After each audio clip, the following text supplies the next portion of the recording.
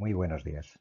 Mi nombre es Francisco Moreno, soy profesor en el Departamento de Historia del Arte de la Universidad Complutense de Madrid y debo decir, en primer lugar, que me siento verdaderamente honrado de participar en estas jornadas de otoño. La clase que les ofrezco lleva por título Historia del Arte y Patrimonio Cultural, intersecciones y desencuentros. El objetivo es trazar una breve trayectoria del concepto de patrimonio cultural para ponerlo en relación con la disciplina de la historia del arte, acabando esta clase haciendo una reflexión acerca de la forma en la que la historia del arte, desde su aprendizaje en las aulas, puede contribuir a una mejor gestión y sobre todo conservación de nuestro patrimonio cultural.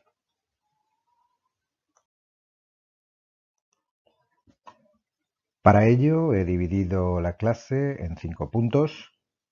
El primero de ellos será un repaso por el concepto de patrimonio cultural desde sus orígenes hasta la actualidad, haciendo especial hincapié en el caso español. En el segundo punto estableceré los límites que desde la historia del arte, al igual que otras disciplinas afines como la arqueología o la propia historia, los límites que la formación en la misma tienen a la hora de generar profesionales cuya capacidad y nivel de actualización permitan hacer frente a la gestión de este patrimonio cultural. En el tercer punto, introduciré el concepto de ciudadanía como un factor absolutamente determinante en la tarea de conservación y salvaguarda del patrimonio cultural. En el cuarto, hablaremos de educación y patrimonio cultural, es decir, la formación que la ciudadanía recibe actualmente de este concepto de patrimonio cultural. En el quinto punto, haremos un breve balance de cómo se enseña en las aulas este concepto de patrimonio cultural dentro del marco educativo español. Para finalizar, les ofreceré unas reflexiones de futuro o de presente inmediato que pueden ayudarnos a vislumbrar lo que va a suceder o lo que está sucediendo actualmente, con sus luces y con sus sombras. Iniciamos este breve balance en torno al concepto de patrimonio cultural haciendo alusión al punto de llegada. En el año 1972, auspiciada por la UNESCO, se reunió la Convención sobre la Protección del Patrimonio Mundial, Cultural y Natural. Podríamos decir que la sociedad mundial, o al menos la sociedad de los países occidentales, asumen a partir de ese momento que el patrimonio, además de ser una riqueza colectiva, tiene un carácter internacional y que es absolutamente necesaria la salvaguarda del mismo y la colaboración internacional. Arranca desde ese momento el concepto de patrimonio de la humanidad, en realidad un patrimonio mundial que está presente en nuestra sociedad de manera absolutamente constante. Pero para llegar hasta allí hay que realizar un largo recorrido. En realidad tenemos que trasladarnos a la Revolución Francesa para dar o ofrecer un punto de arranque en torno a lo que se conoce como patrimonio colectivo, patrimonio cultural nacional. Los acontecimientos en Francia, como ven en la diapositiva, provocaron la destrucción de muchos monumentos antiguos relacionados sobre todo con la Iglesia y con la monarquía, y sin embargo, paradójicamente, también sirvieron para que una parte de la sociedad francesa, encabezada por algunos ilustrados, llamasen la atención sobre la absoluta necesidad de conservar ese patrimonio que a partir de ese momento sería representativo de una memoria nacional colectiva. Desaparecer, por tanto, significaría perder la posibilidad de estudiar esa memoria nacional y esto supuso un arranque en el inicio de las medidas de protección. Como resultado de la nacionalización de los bienes procedentes de la Iglesia y de la corona, también fue en Francia donde se dieron los primeros pasos en la creación de instituciones de protección y salvaguarda de esos monumentos históricos. Se trata de un modelo altamente centralizado en cuya cúspide se encontraba un inspector general de monumentos, cargo que ocupó durante algún tiempo Prosper Mérimée, al que pongo en la diapositiva, y dirigido desde París. A lo largo del siglo XIX, la gestión de estos monumentos histórico-artísticos también demostró una tendencia hacia las restauraciones en estilo, dado que estos monumentos fueron dotados de una altísima carga simbólica de representatividad de la nación francesa. Esto provocó que muchos monumentos fuesen, como decía, intervenidos excesivamente, intentando dotarles de esa visión falsa, entre comillas, pero lo suficientemente útil como para convertirse en la ventana a través de la cual buena parte de la sociedad francesa se acercaba a su historia nacional.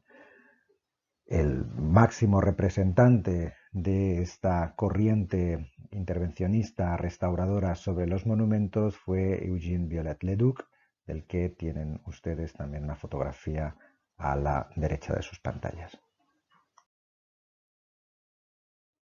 Cuando viajamos al caso español nos encontramos con una clara similitud con el modelo francés fuertemente centralizado. En España se crearon a raíz del proceso desamortizador que tuvo unas graves consecuencias en muchos ámbitos, pero desde luego muy evidentes en el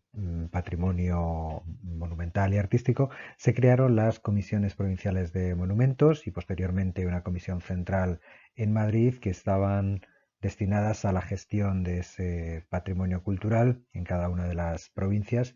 y lamentablemente en muchos casos dirigidas por personas sin una formación específica dentro de las disciplinas histórico-artísticas. Además, también siguiendo el modelo francés en el ámbito de la restauración arquitectónica, hubo arquitectos que se declararon abiertamente seguidores de las teorías de Viollet-le-Duc, lo que supuso intervenciones fuertemente condicionadas por el aspecto simbólico nacionalista de determinados monumentos que les sustrajeron parte de su verdad histórica. En ese sentido, algunos arquitectos, caso de Vicente Lampérez o Demetrio de los Ríos, pueden situarse casi al mismo nivel o como equivalentes españoles de Viollet-le-Duc.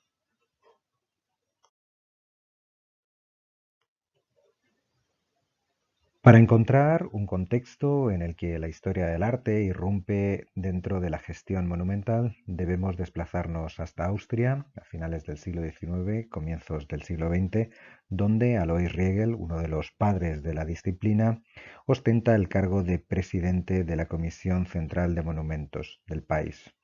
Es importante remarcar esta condición porque desde esta posición Alois Riegel va a lanzar de manera teórica, a través de su obra El culto moderno a los monumentos, una dura crítica a las intervenciones en estilo que se venían realizando en Francia y en otros países.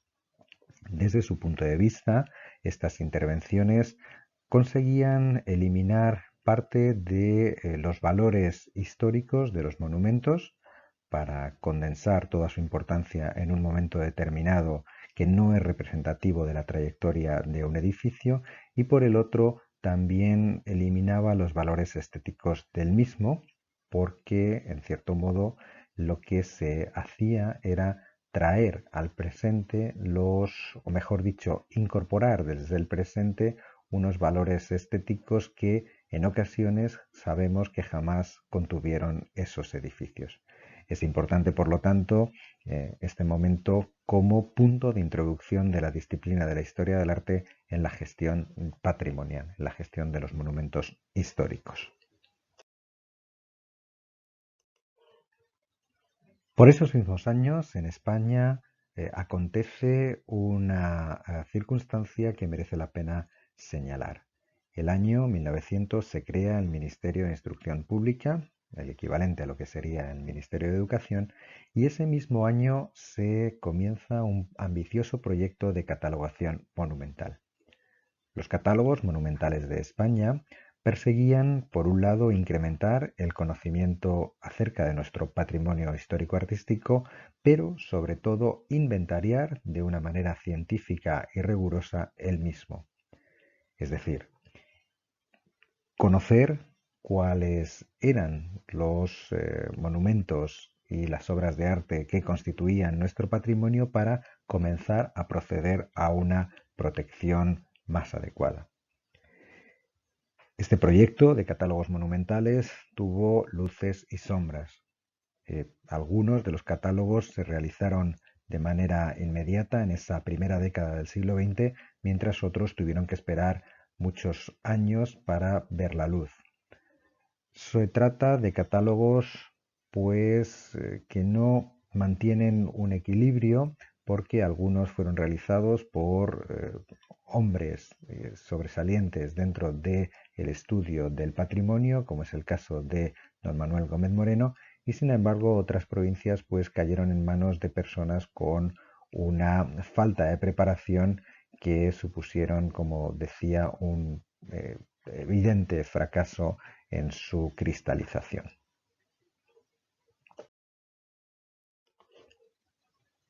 También en estas primeras décadas del siglo XX en España se llevan a cabo las primeras medidas legislativas para la protección de nuestro patrimonio histórico-artístico.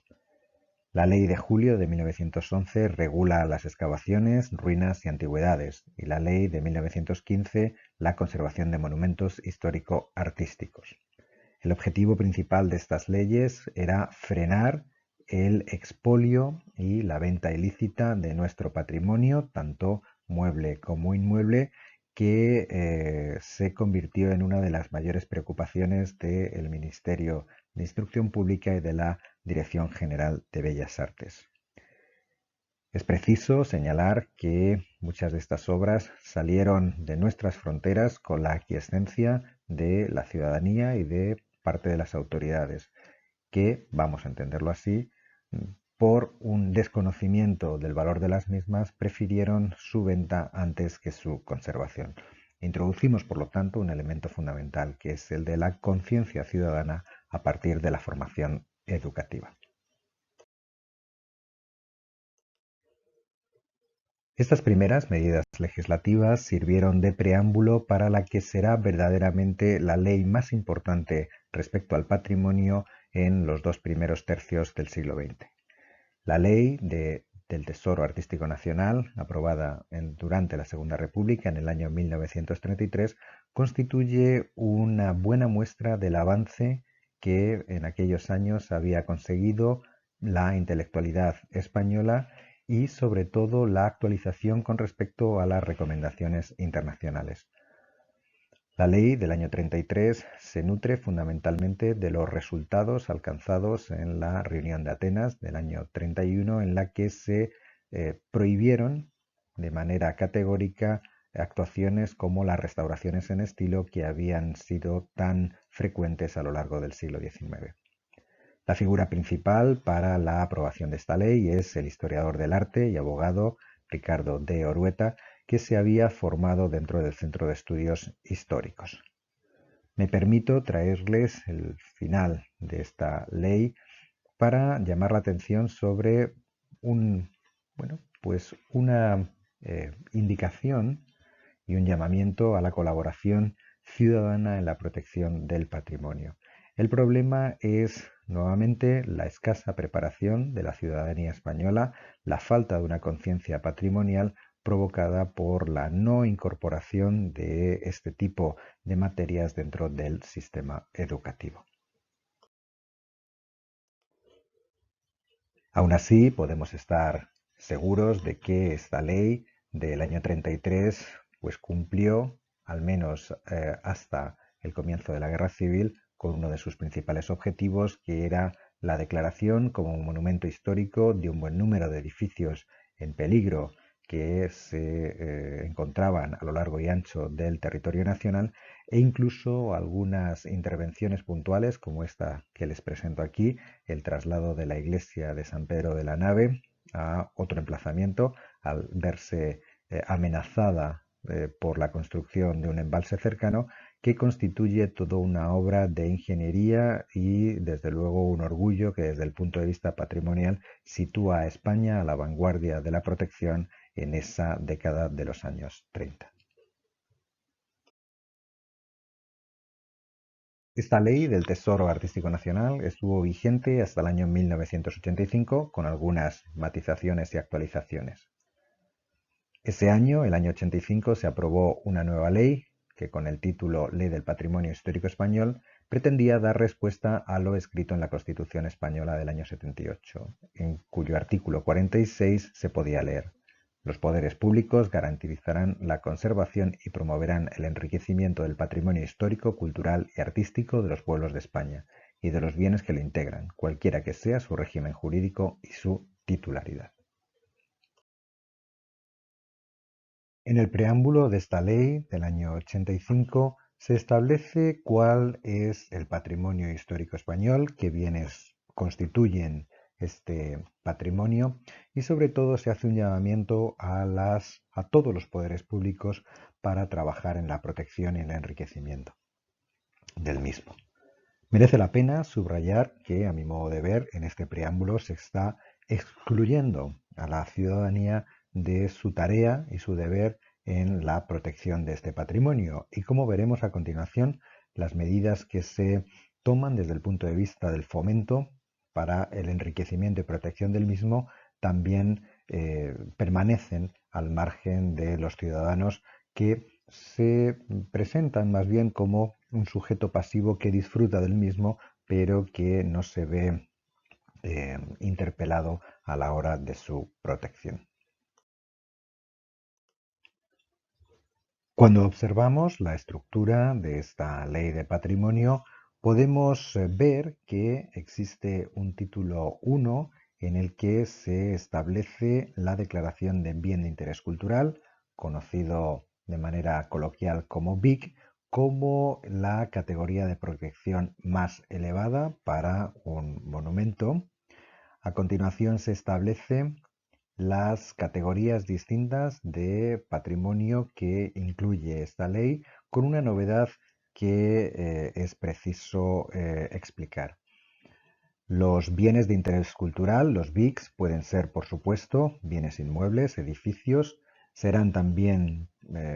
podrán ser declarados bienes muebles y, desde luego, todos aquellos bienes muebles que forman parte de un edificio llevan también una declaración conjunta. Y sobre todo me interesa hacer mención a los títulos quinto, sexto y séptimo, donde se establecen lo que vamos a llamar una incorporación de nuevos patrimonios a el conjunto del patrimonio nacional. Se trata del patrimonio arqueológico y paleontológico, el patrimonio etnográfico y el patrimonio documental y bibliográfico. Se trata de una actualización del concepto de patrimonio de acuerdo a lo establecido en las recomendaciones internacionales. Como hemos visto, ya desde el año 1972 se habla de patrimonio cultural, un patrimonio cultural que se entiende absolutamente ligado también al patrimonio natural y que estaría conformado no solamente por monumentos. Pues bien, la ley 16/85 del Patrimonio Histórico Español actualiza e incorpora estos nuevos patrimonios a las medidas legislativas españolas. Es importante también llamar la atención sobre el título octavo, que está destinado a las medidas de fomento. Como veremos en un punto posteriormente, estas medidas de fomento no incluyen medidas relacionadas con la educación y el patrimonio. Por último, el título noveno es el que incluye medidas de sanción frente a las infracciones cometidas contra el patrimonio cultural español.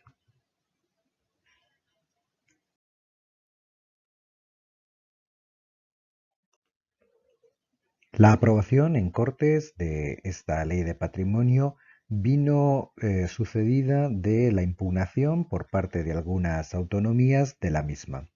Estas autonomías consideraban que la ley de patrimonio vulneraba sus derechos y competencias de gestión del patrimonio cultural de sus respectivas regiones y tras una larga disputa, en el año 91 el Tribunal Constitucional dio la razón a estas autonomías que procedieron a redactar sus propias leyes de patrimonio. Estas leyes, hasta un total de 17, en buena medida siguen el esquema de la ley estatal del año 85 y aquí les muestro cuál sería el desarrollo de las mismas, pero merece la pena subrayar que traen algunas novedades importantes. Novedades tales como la ampliación de las variedades de BIC. Por un lado, se crean figuras intermedias para proteger aquellos bienes culturales que sin ser catalogados como BIC sí merece la pena ser catalogados e inventariados por su protección. Al mismo tiempo que amplían estas variedades de BIC, muchas veces vinculadas a los intereses propios de cada región, de cada autonomía, también se establecen importantes conexiones con las leyes urbanísticas de las mismas.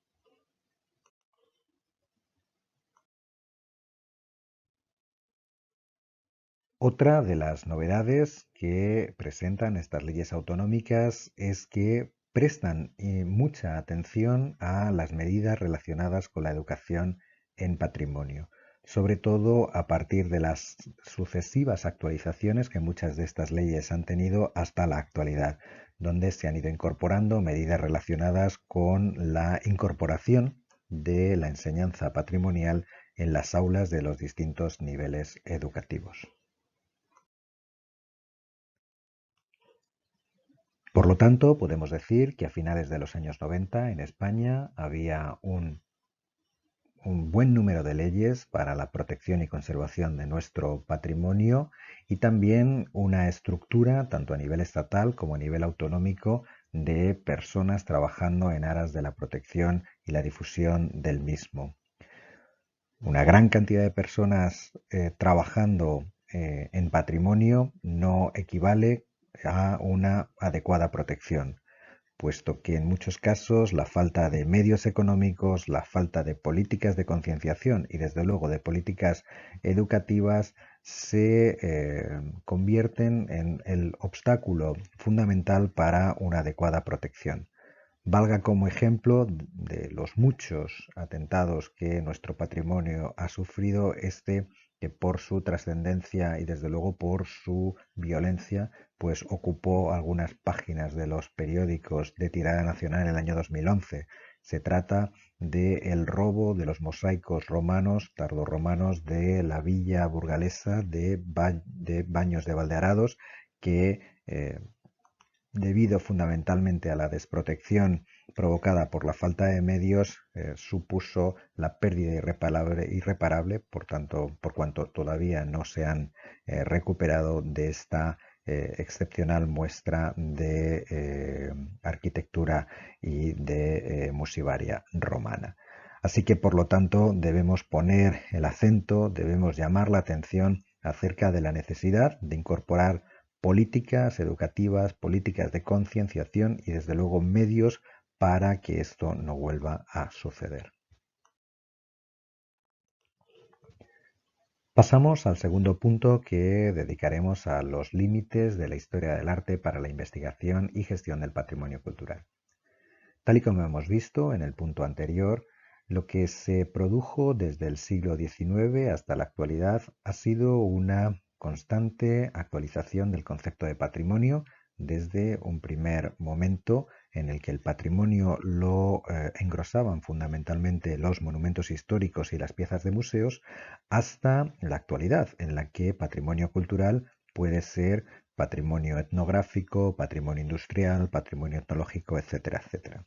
Esto es algo que podemos incluso adivinar cuando observamos este mapa publicado en la página de la UNESCO que se refiere a los bienes declarados Patrimonio Mundial. Vemos cómo una altísima concentración de los mismos se sitúa en la vieja Europa, mientras que otros continentes se han ido incorporando a esta dinámica de declaración de Patrimonio Mundial, donde naturalmente no existen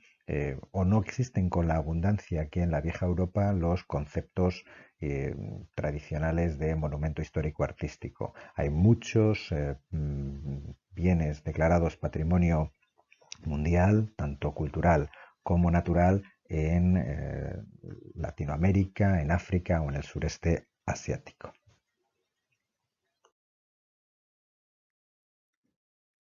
Si nos venimos a España, observamos también de manera muy clara cómo todavía estamos anclados en esa visión tradicional, casi decimonónica, del patrimonio cultural como equivalente al patrimonio monumental histórico-artístico. Ahí tienen una vista de la península ibérica con los lugares declarados patrimonio mundial, donde podemos observar la carencia de bienes declarados patrimonio mundial por su carácter natural, apenas 2 lugares, y este mapa lo que refleja es una tendencia a la pervivencia de ese concepto decimonónico de patrimonio cultural como monumentos o conjuntos histórico-artísticos.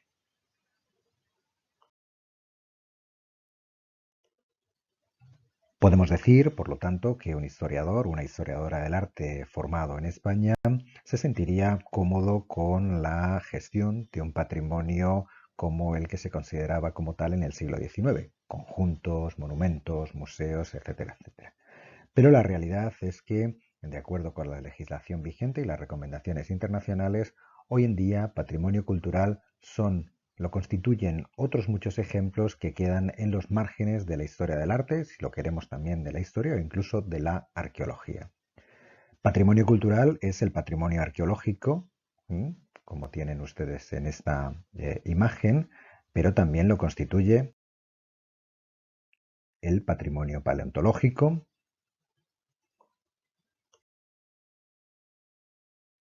el patrimonio documental o bibliográfico, el patrimonio industrial,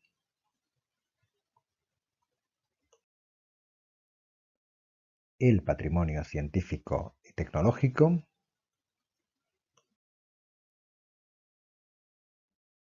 el patrimonio etnográfico,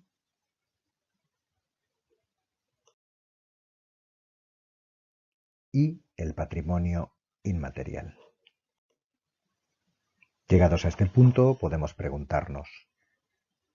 ¿están nuestros profesionales a cargo de la gestión de todo este patrimonio lo suficientemente preparados para llevar a cabo con garantías esta función? Podemos estar seguros de que el conocimiento, la protección y la difusión de todos estos patrimonios se está desarrollando siguiendo las coordenadas que marcan las recomendaciones internacionales. ¿Están nuestras direcciones generales, nuestros ayuntamientos, nuestras consejerías de cultura dotadas con profesionales que sean capaces de llevar a cabo la protección y la difusión de estos nuevos patrimonios? Y por último, la pregunta clave: ¿es nuestra ciudadanía consciente de que tan importante es la conservación de una obra de arte como es el David de Miguel Ángel,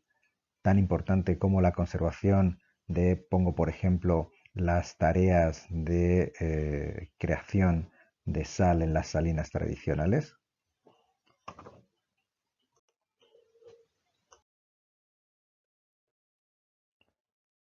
Lo cierto es que podemos ser moderadamente pesimistas, diríamos, en este punto, porque cuando nos acercamos a los planes de estudios en grados o licenciaturas como las de Historia del Arte, nos encontramos prácticamente una ausencia de asignaturas relacionadas específicamente con la gestión del patrimonio cultural. En el grado de Historia del Arte, y me muevo dentro de la Universidad Complutense de Madrid a la que yo pertenezco, solamente una asignatura cursada en el tercer año del grado de Historia del Arte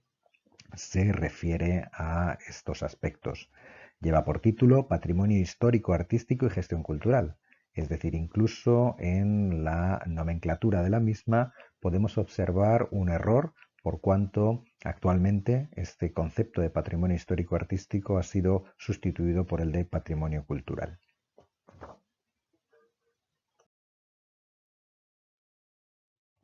Otro tanto de lo mismo podríamos decir con respecto a otras disciplinas, como es la de la arqueología. Y me voy nuevamente a el grado que se imparte dentro de la Universidad Complutense, en el que encontramos una asignatura, una única asignatura, que se cursa en el segundo año, que lleva por nombre Gestión del Patrimonio Arqueológico. Es decir, en este caso, al menos desde el punto de vista de su denominación, se dejan al margen todos esos otros patrimonios que son igualmente relevantes y que algunos de los alumnos y alumnas que van a salir formados de este grado y van a tener responsabilidad en la gestión del patrimonio, van a tener que conocer para poder gestionar. Hablo de patrimonio industrial, patrimonio etnográfico, patrimonio documental y bibliográfico.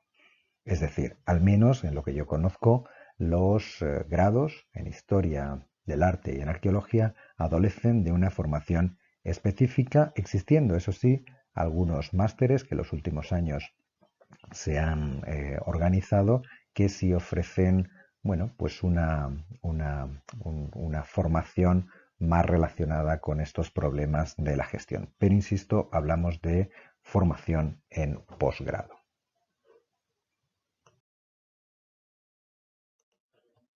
De la misma manera que nos hemos interrogado acerca de la formación específica de profesionales en patrimonio, podemos hacerlo acerca de la formación de la ciudadanía en general en relación con estas líneas de actuación. La relación entre ciudadanía y patrimonio cultural es importante por cuanto somos los ciudadanos quienes tenemos derecho al disfrute de este patrimonio cultural, sin olvidarnos que tenemos la obligación de su conservación para ser legado a las generaciones futuras. Insisto en formular esta pregunta. ¿Está nuestra ciudadanía lo suficientemente preparada para acometer con garantías su responsabilidad de conservación de este patrimonio? Bueno, todos conoceréis casos de atentados patrimoniales. Yo os pongo aquí uno porque es muy evidente y desde luego tuvo eco incluso en la prensa de esta persona que está, vamos a decir, entre comillas, mancillando con su actitud uno de los templos emblemáticos de nuestro prerrománico asturiano. Sin llegar a este nivel escatológico, todos somos conscientes de la destrucción del patrimonio monumental que se está desarrollando de manera casi cotidiana en nuestro entorno. Imagínense, por lo tanto, si nos referimos no tanto al patrimonio monumental, que en buena medida puede ser casi observado con cierto privilegio, porque quien más, quien menos es consciente de que una iglesia, de que un palacio, de un castillo es importante conservarlo, pero imagínense cuando hablamos de patrimonio industrial, patrimonio etnográfico o patrimonio documental. La pérdida de este patrimonio está siendo irreparable y es en buena medida porque la ciudadanía no lleva a cabo la tarea de responsabilidad para la que no está, podemos garantizar, no está preparada. La clave para evitar estos comportamientos incívicos, estos atentados conscientes o inconscientes contra nuestro patrimonio cultural, es la educación en patrimonio. Dedicaremos nuestro último punto a este aspecto y, por lo tanto, simplemente anunciarles que existe un amplísimo consenso a nivel internacional en que este es el camino a seguir. La incorporación dentro del sistema educativo de una educación en patrimonio que sirva no solamente para concienciar de su conservación, sino también de un uso adecuado y sostenible del mismo. Lamentablemente, en España podemos decir que arrastramos todavía una rémora importante, y es la de que consideramos que la responsabilidad en cuanto a la conservación de nuestro patrimonio cultural recae exclusivamente en las instituciones públicas. Este modelo, que está basado también en el modelo francés institucionalista, lo que genera es, por así decirlo, una, eh, una liberación consciente o no consciente de una gran parte de la ciudadanía de dicha responsabilidad. Es cierto que, como sucede en el caso francés, hay instituciones muy relevantes en cuanto a el desarrollo de tareas de protección y concienciación cívica, como es el caso del Instituto Nacional de Patrimonio, que tiene su equivalente en el caso español en el Instituto del Patrimonio Cultural de España. Se trata de instituciones que, aunque de una manera muy centralizada, generan pues estudios importantes de diagnóstico y de concienciación. Son, desde luego, actividades reseñables y que están contribuyendo en los últimos años a despertar esta conciencia ciudadana.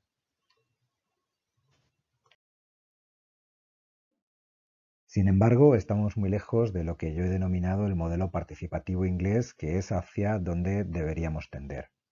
Ya en la Inglaterra del siglo XIX se fundaron algunas instituciones de carácter cívico destinadas a la protección del patrimonio monumental, como es esta Society for the Protection of Ancient Buildings, formada a finales, como digo, del siglo XIX por personajes como William Morris, que ya anticipan un modelo de participación civil en la protección del patrimonio cultural.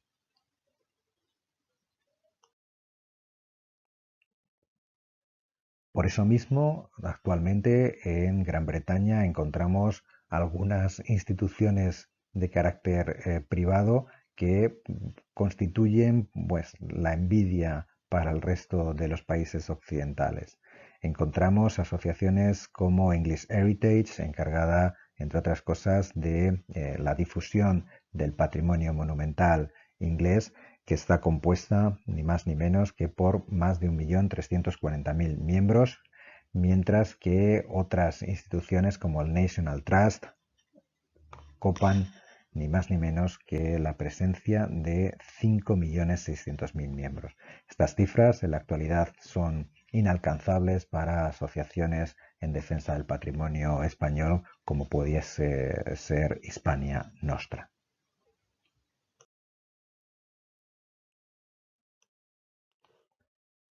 La única manera, a mi modo de ver, de incorporar a la sociedad civil en estas tareas de protección del patrimonio es generar dinámicas de conciencia patrimonial desde los niveles más bajos del sistema educativo. Y por eso vamos a dedicar este cuarto punto a la relación entre educación y patrimonio cultural. La pregunta es, observando imágenes como la que tienen ustedes aquí y teniendo en cuenta la situación de nuestro patrimonio cultural, es en qué momento se pierde la inocencia de ese patrimonio cultural y la sociedad pues lo deja desamparado a su suerte. No podemos decir que las instituciones internacionales y la legislación nacional que incorpora estas recomendaciones se hayan mantenido al margen de esta necesidad de incorporar la educación patrimonial dentro de los sistemas educativos. Ya en el Consejo de Europa, en los años 60, se llamó la atención sobre esta necesidad, pero incluso si nos remontamos hasta los años 30, en la Carta de Atenas, de alguna manera se vislumbraba la necesidad de incorporar la educación patrimonial como el mecanismo más fiable para generar una ciudadanía responsable con respecto a su patrimonio. El Consejo de Europa, ya les digo, del que España forma parte desde los años 70, ha sido especialmente activo en la recomendación de la aplicación de estas políticas educativas, no solamente como una forma para proteger el patrimonio, sino incluso también para explotar económicamente el patrimonio de una manera sostenible y equitativa. Les pongo, simplemente les muestro algunos de los documentos como la Conferencia de Helsinki o el documento acerca del valor pedagógico del patrimonio, donde bueno, pues se pone de manifiesto la imperiosa necesidad de incorporar estas políticas como la vía, ya les digo, la vía más rentable para la preservación de este patrimonio, incluso anticipando que una buena educación patrimonial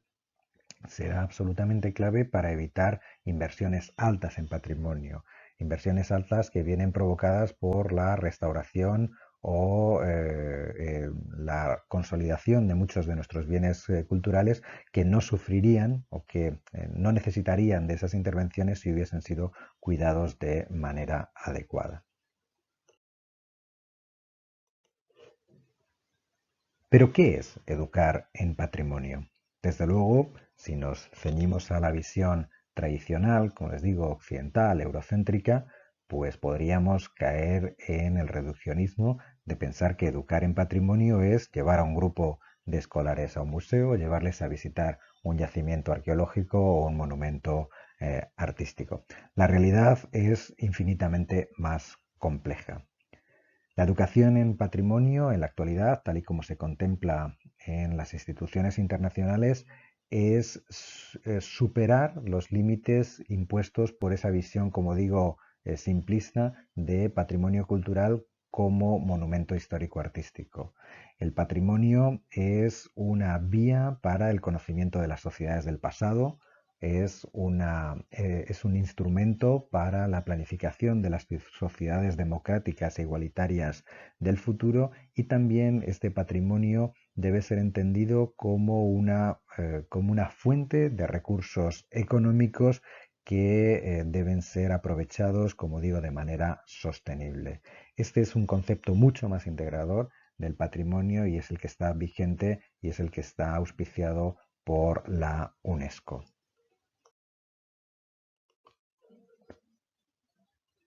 Podemos aproximarnos a la realidad de este nuevo concepto de patrimonio cultural si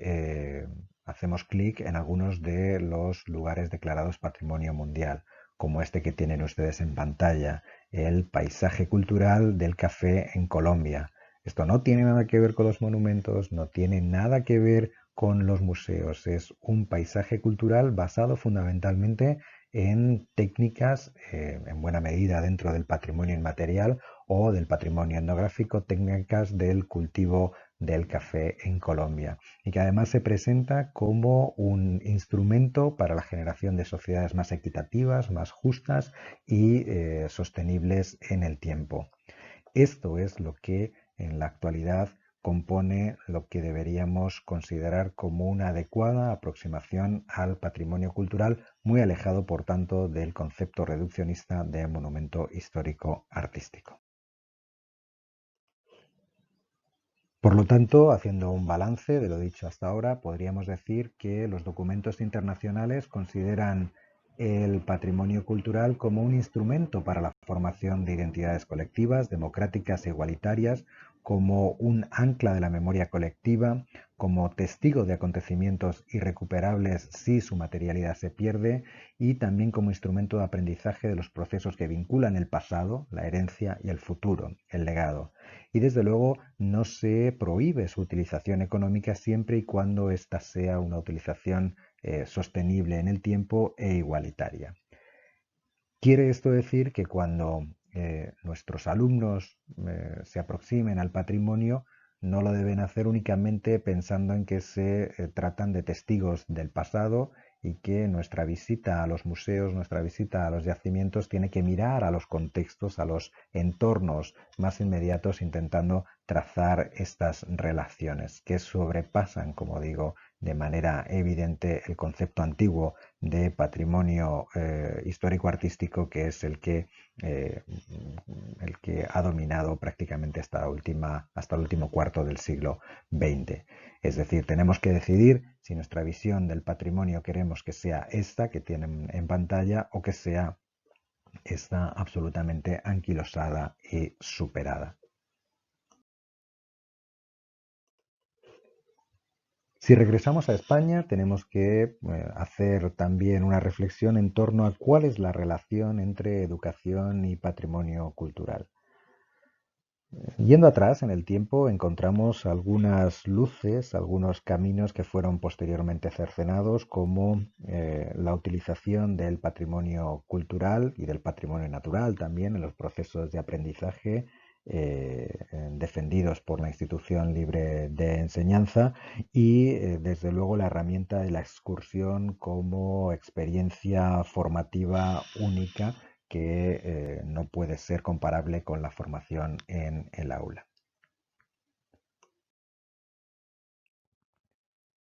Esta modernidad institucionista tiene un punto absolutamente culminante durante la Segunda República, cuando a través de proyectos como este que tienen en pantalla dentro de misiones pedagógicas, el Museo del Pueblo se intentó vehicular un aprendizaje o al menos una sensibilización con respecto al patrimonio cultural, desplazando réplicas de obras del Museo del Prado a aquellos lugares donde se tenía la certeza que jamás había llegado una experiencia de este tipo. Así que al menos podemos sentirnos orgullosos de que durante el primer tercio del siglo XX se pusieron en marcha algunos mecanismos que lamentablemente posteriormente fueron eliminados.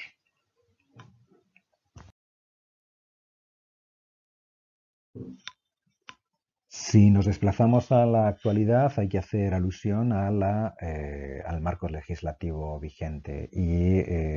me gustaría comenzar haciendo una reflexión sobre en qué medida la ley del patrimonio histórico español del año 85 estimula esta presencia del patrimonio dentro del marco educativo. Desde luego existe en su preámbulo un interés, esto es innegable y ahí se lo señalo.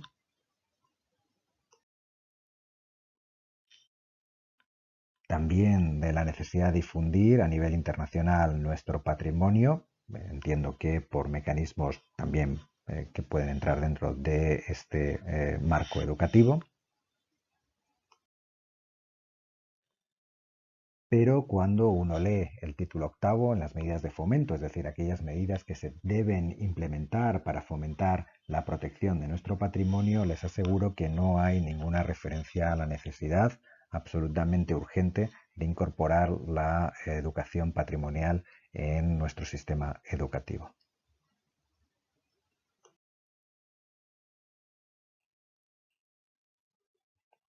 Si descendemos un peldaño dentro del marco legislativo y nos trasladamos a la Ley de Patrimonio de la Comunidad de Madrid, pues encontramos también un deseo específicamente redactado en el artículo 18, en su punto 2, en el que los ciudadanos, nos dicen, deberán colaborar con la Comunidad de Madrid en la investigación, ni más ni menos, investigación, defensa y protección de los bienes y derechos de su patrimonio. Es decir, se es consciente de que la ciudadanía debe involucrarse en la protección del patrimonio.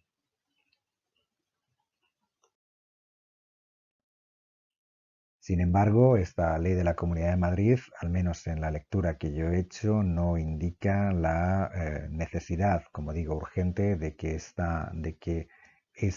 tarea y esta responsabilidad de protección del patrimonio venga dada también a partir de una formación dentro del sistema educativo. En ese sentido, les remito a un informe realizado dentro del Plan Nacional de Educación y Patrimonio, del que hablaremos posteriormente, en el que sus autoras nos dicen que se detecta un interés general dentro del sistema educativo por el patrimonio como elemento capaz de vehicular la comprensión de las identidades. El patrimonio se utiliza desde la educación y para la sensibilización. Lo que pasa es que lo que podemos adelantar es que esta visión del patrimonio es una visión desde el conocimiento del mismo, es decir, se habla de patrimonio dentro de las asignaturas en las que todo el mundo sería consciente de que se debe hablar de patrimonio. Me estoy refiriendo a asignaturas como historia, como literatura, como historia del arte. Pero desde luego lo que podemos garantizar que este sistema educativo carece es de una visión actualizada del patrimonio como vehículo para la creación de sociedades igualitarias, de la explotación del patrimonio de manera sostenible, etcétera, etcétera.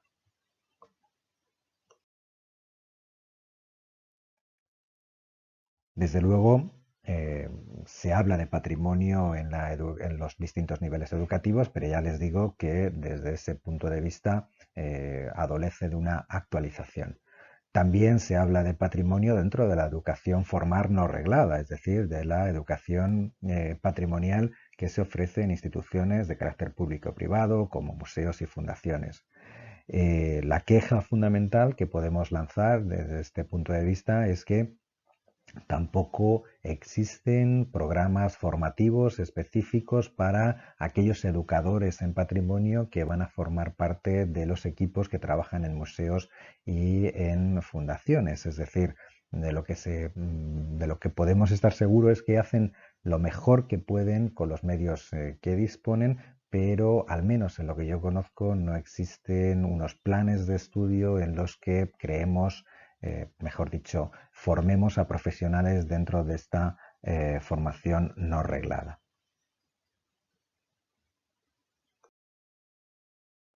Eso por no hablar de la educación informal, es decir, todo aquello que queda en los márgenes de la educación formal reglada, donde gracias a las nuevas tecnologías pues el campo se ha ensanchado ostensiblemente. Hablo de todo lo que son dispositivos móviles, la creación de realidad aumentada, videojuegos, etcétera, etcétera. ¿Qué podemos decir ahí? Pues que la imposibilidad de controlar los contenidos de esta formación informal nos lleva a cruzar los dedos para que cada vez que veamos un documental o nuestros jóvenes jueguen a un videojuego que tenga ciertos contenidos relacionados con la educación en patrimonio, pues quienes los hayan confeccionado hayan sido lo más rigurosos posibles, pero se escapa absolutamente de nuestro control. Como se escapa la educación patrimonial informal, pues más tradicional, como son estos espectáculos públicos, estas fiestas tradicionales que sí tienen un fondo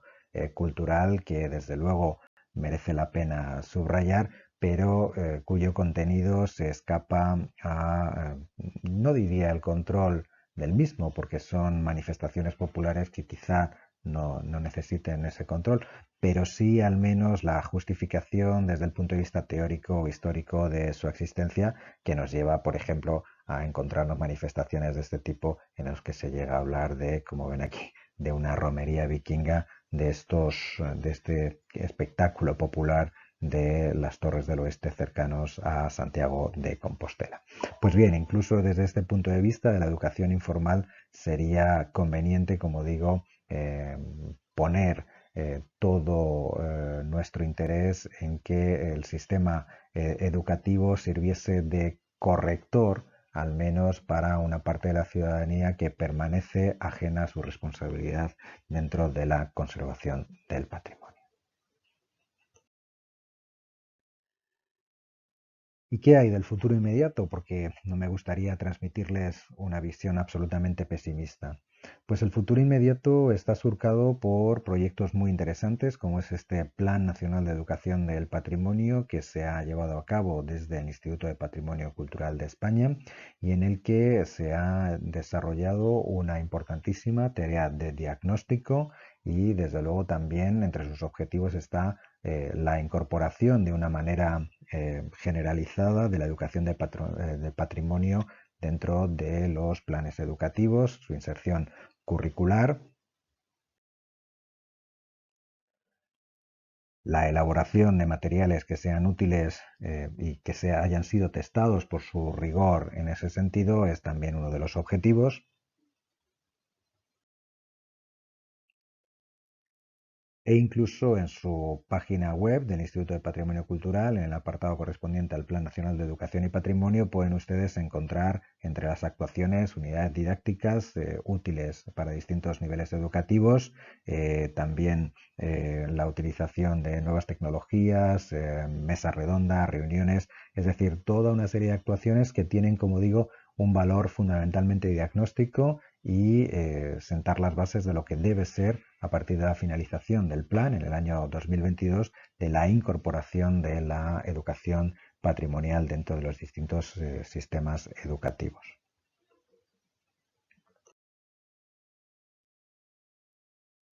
Otro proyecto inmediato del que estarán ustedes al tanto es la aprobación de la asignatura de libre configuración, taller de investigación multidisciplinar del patrimonio dentro de la Comunidad Autónoma de Madrid, que, bueno, pese a ser una asignatura de libre configuración, tiene como una parte muy interesante el haber involucrado no solamente a los departamentos y profesores tradicionalmente vinculados con el patrimonio cultural, esto es historia, historia del arte, literatura, como al resto de departamentos y profesores. Fíjense, hablamos de física, química, biología, etcétera, etcétera, con lo cual se está llamando la atención sobre la necesidad de ampliar en las aulas el concepto de patrimonio. Es decir, el patrimonio, desde luego, es un monumento, el patrimonio es un yacimiento arqueológico, pero patrimonio cultural lo constituyen, entre otras cosas, ese legado científico que puede haber en algunos institutos y en algunas escuelas, ese instrumental científico cuya protección, puesta en valor y difusión correspondería a el alumnado.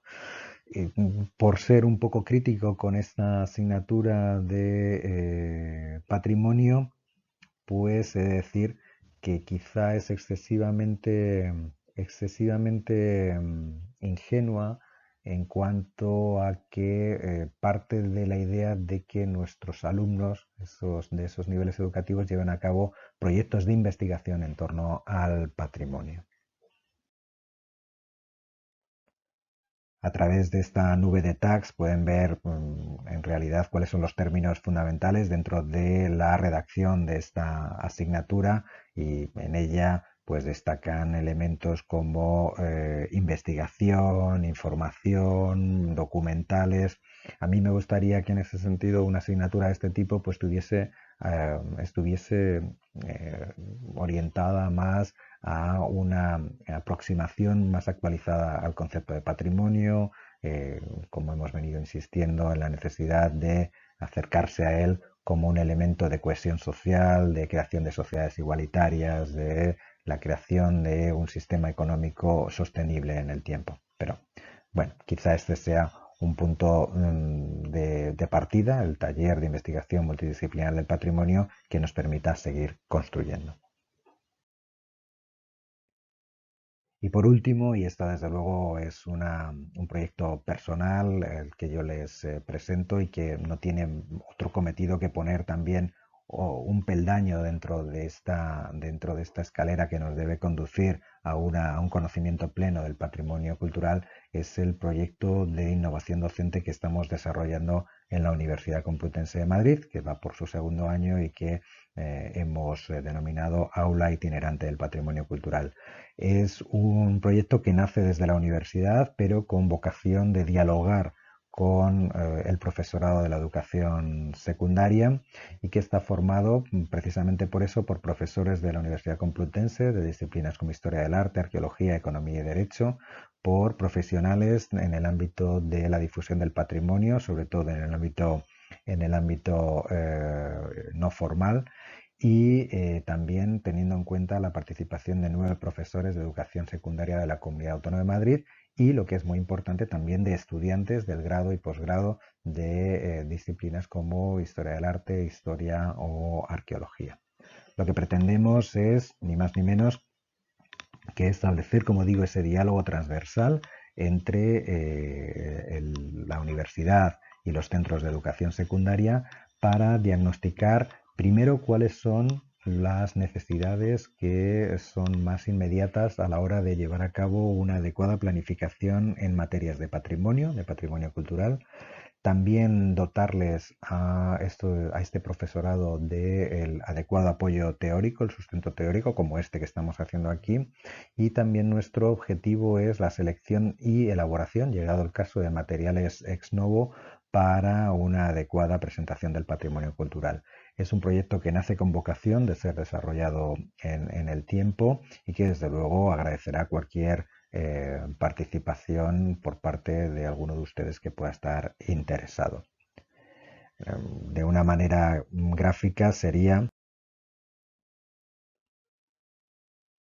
introducir esta relación entre universidad y educación secundaria de una manera constante, el diálogo que condujera a, bueno, pues un mejor conocimiento teórico de lo que es el patrimonio cultural en las aulas de secundaria, sabiendo que con ello estamos formando una ciudadanía mucho más responsable que disfrute y también que sepa utilizar el patrimonio desde el punto de vista económico, marcándose como objetivo el que sea sostenible en el tiempo. Por mi parte, nada más, agradecerles su atención y querría cerrar esta clase con una frase de William Morris, quien ya en 1877 dijo: no quiero arte para unos pocos, ni tampoco educación para unos pocos, como no quiero libertad solo para unos pocos. Este es el objetivo, que todos disfrutemos como ciudadanos del patrimonio cultural, pero lo hagamos desde la responsabilidad, desde el compromiso y desde la necesaria sostenibilidad. Muchas gracias por su atención y aquí les dejo mi correo electrónico por si tuviesen alguna duda o pudiese solucionarles algún interrogante. Muchas gracias.